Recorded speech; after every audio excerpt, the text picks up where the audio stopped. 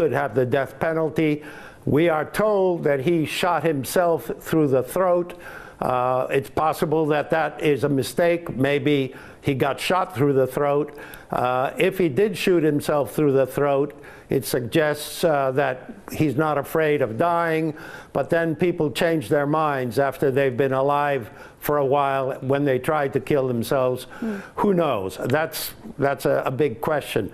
But you know, I have to get back to this whole issue of a conspiracy theory. I'm reminded of the very strong arguments that the attack September 11th in New York was done by Jews or Israelis or someone. Okay, well, yes. I am looking at the camera, but even the side of my face, I think you can still see me. Yes, go ahead.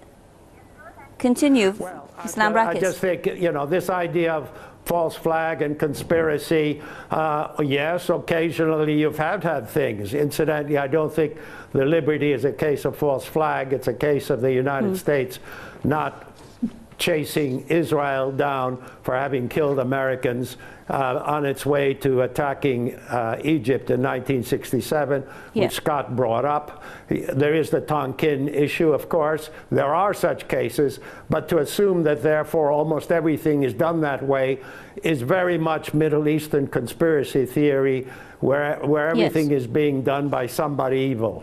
Okay, I guess Scott Rickard, do you want to give a response to that?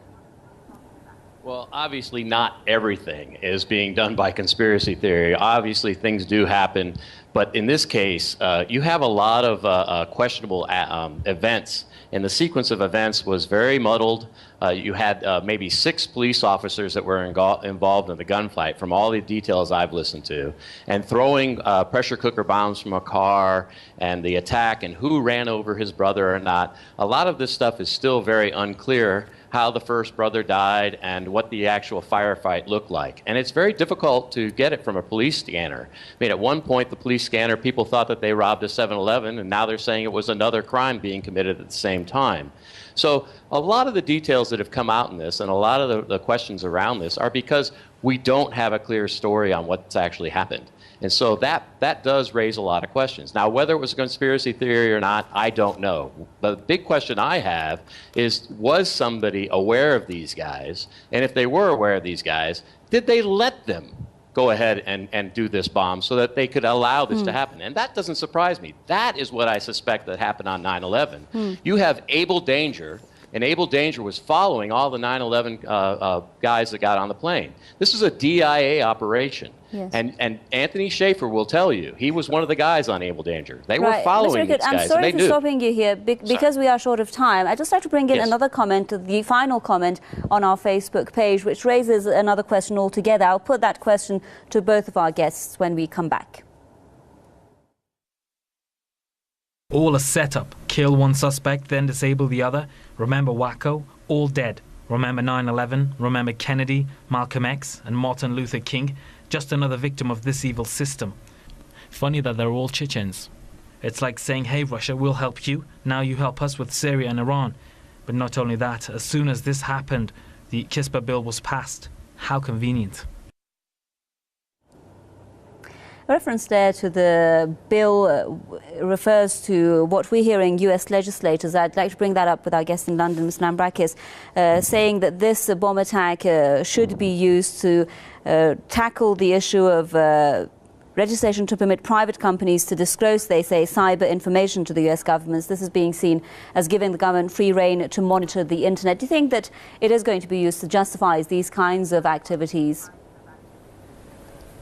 Well, first of all, I don't think it's a conspiracy. Second, I think that when you get so many military and police and everybody involved, it's going to take a while to figure out exactly what happened where. The fact that this hasn't been all described exactly at this point doesn't mean there's a conspiracy. It just means it takes time. It's a messy situation. As far as what others may suddenly try to do with this in the Congress or elsewhere, Who knows? I mean, it is possible that people will try to use it for all kinds of things, but I think it's ridiculous to say that the U.S. government is specifically trying to get the Americans to go to war, and I'm not even sure what war the Obama administration is preparing, according to these people.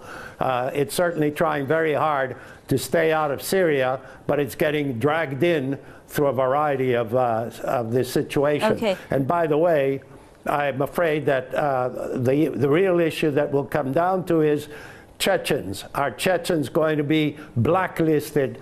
This could happen in the long run, like it happened with Iranians after they seized the American embassy way back in after the revolution.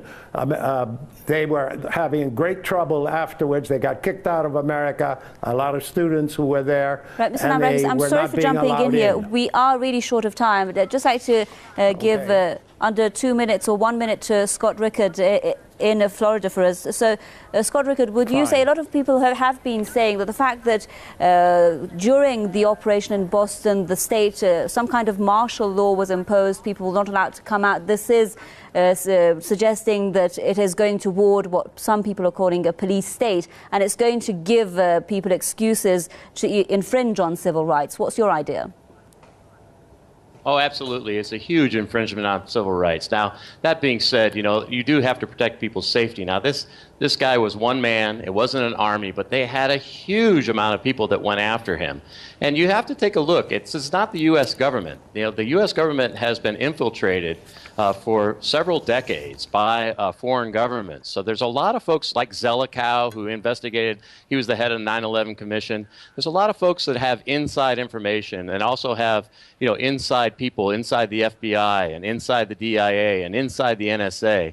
And these folks are the guys that can cover up things, that can shove things under a carpet. And another thing is, you know, they just approved another $130 million to arm Israel. So to say that we aren't a country that has infiltrated people, that we're not aligned with other countries that are basically violating the sovereignty and basically turning us into a fascist, militaristic state, that is very, very naive, and it's very irresponsible, because that is what's happened in my lifetime in the United States.